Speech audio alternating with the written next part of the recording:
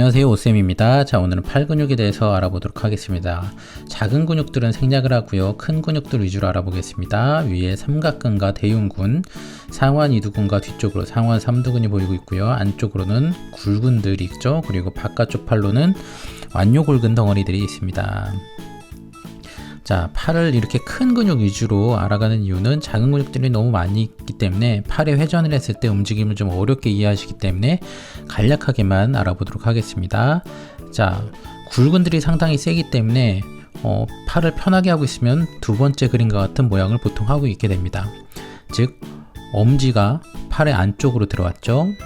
자, 그런 경우에 사실은 팔뚝 같은 경우는 X자를 그리고 있다고 보시면 됩니다. 굴근들은 그대로 있는데 완요골근과 엄지가 팔의 안쪽으로 넘어왔죠. 그리고 팔의 뒤쪽으로는 총지신근, 즉 손가락들을 다 펴주는 근육들이 있고요. 그 근육들이 어디서 보이냐면 우리가 손을 확 폈을 때 손등에서 보이는 끈입니다. 자, 완전히 옆에서 봤을 때 팔이고요. 옆에서 봤을 때는 아무래도 팔뚝의 근육들보다는 상완 이두근과 상완근, 그리고 상완 삼두근의 형태가 상당히 잘 보이게 됩니다. 자, 그리고 옆에서 봤기 때문에 두 번째 그림과의 팔과 거의 비슷한 형태의 완요골근과 총지신근이 지금 보이고 있고요. 자, 특히 상완 삼두근의 형태는 어느 정도 기억을 해 놓으셔야 되고, 첫 골로 들어갔을 때 건의 모양, 마치 아킬레스 건 같은 비복근 같은 모양을 하고 있습니다. 형태적으로 잘 이해를 두시고요. 상완근 같은 경우는 운동을 많이 해야지만 보이는 근육이기 때문에 참고해 주시면 좋을 것 같습니다. 즉, 얇은 팔은 평상시에 안 그린다고 봐야겠죠. 자, 삼각근 같은 경우도 운동을 많이 하게 되면 앞면, 옆면, 뒷면으로 갈라져서 보이고요.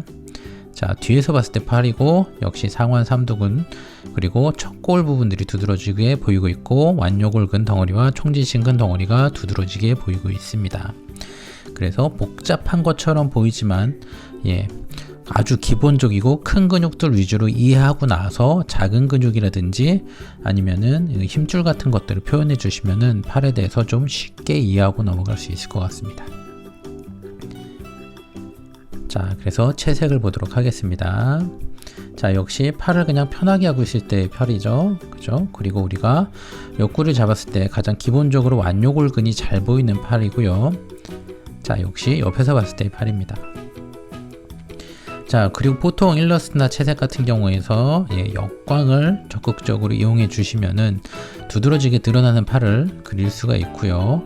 인물 전체를 두드러지게 그릴 수 있겠죠. 즉, 채색의 목적은 아무래도 특히 만화 애니에서의 채색의 목적은 인상적인 인체를 얼마나 잘 그려낼 수 있느냐로 보시면 될 것 같습니다. 자, 전형적인 알통이 잘 보이는, 즉 이두박근이 드러나는 팔 모양이고요. 뒤에서는 삼두박근이 잘 보이고 있습니다. 자, 상완 이두근 같은 경우 겨드랑이 안쪽으로 들어가고 있고, 겨드랑이 안쪽의 표현은 좀 기억을 해 주셔야 될 것 같고요. 팔의 뒤쪽에서 봤을 때 상완 삼두근과 그 다음에 견갑골, 대원근, 삼각근들의 움직임에 대해서는 어느 정도 기억을 해 놓으셔야 될 것 같습니다. 자, 잘 그림을 참고해 주시길 바라고요.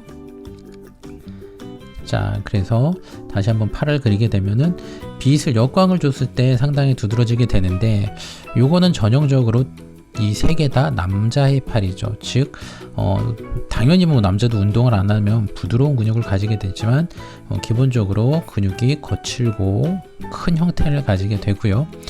그래서 남자 팔 같은 경우를 그릴 때 특히 팔 근육 같은 경우를 좀 두드러지게 그리는 경우가 많기 때문에 반드시 참고를 해주시면 좋을 것 같습니다.